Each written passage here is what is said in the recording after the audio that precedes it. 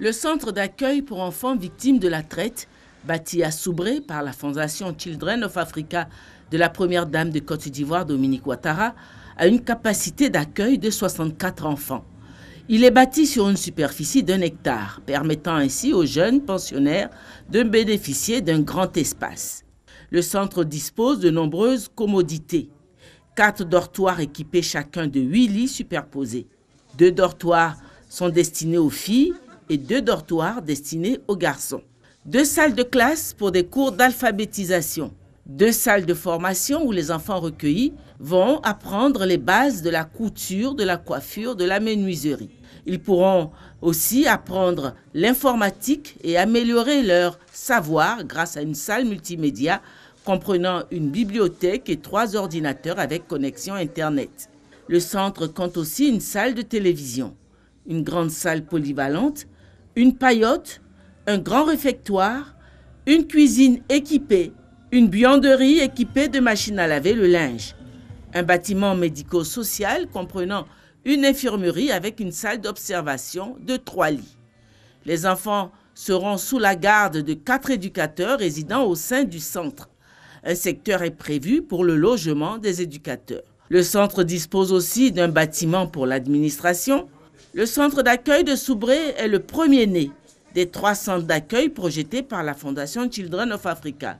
Après Soubré, les 2 autres centres d'accueil seront réalisés à Boaké et à Ferkessédougou, 2 villes qui se signalent comme de grands carrefours de passage des trafiquants d'enfants.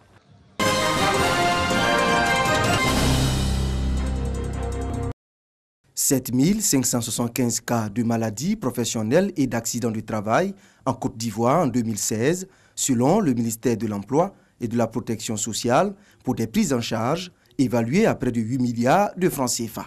Le patronat a décidé d'agir à travers ces échanges sur la norme ISO 45001 relative au système de management de la santé et sécurité au travail. C'est la première norme ISO de sécurité mondialement reconnue. Dans cette norme-là, on introduit ce qu'on appelle le droit de retrait. Le droit de retrait, c'est une disposition qu'on a dans le nouveau Code du travail ivoirien qui stipule que tout employé face à une situation où il juge que sa santé et sa sécurité est menacée, situation de travail, a le droit de refuser donc de réaliser cette activité sans qu'une poursuite ne soit intentée à son encontre par son employeur. Un deuxième point, la consultation, demander l'avis des travailleurs pour toutes les questions de santé et de sécurité et la participation, les associer à la prise de décision. L'application des différentes dispositions relatives au management de la santé et sécurité au travail, selon l'expert, doit nécessairement améliorer les résultats de l'entreprise. Ça correspond aux objectifs de la Confédération générale des entreprises qui vise à améliorer les performances des entreprises et surtout faire en sorte que notre économie soit performante. Les entreprises disposent de 20 mois pour mettre en place le système de management santé et sécurité au travail ISO 45001 version 2018 en tenant compte du nouveau code de travail au plan national. La collaboration de la collectivité territoriale de l'Essas Sikasso, Korogo et Bobo du Lasso dénommée Escabo marche bien. Ces différentes villes et communes ayant en commun les mêmes difficultés socio-économiques ont mis en place une politique communautaire de coopération transfrontalière. Il s'agit pour la fêtière de l'espace Escabo d'améliorer les conditions de vie des populations de cette zone dans les différents domaines d'activité.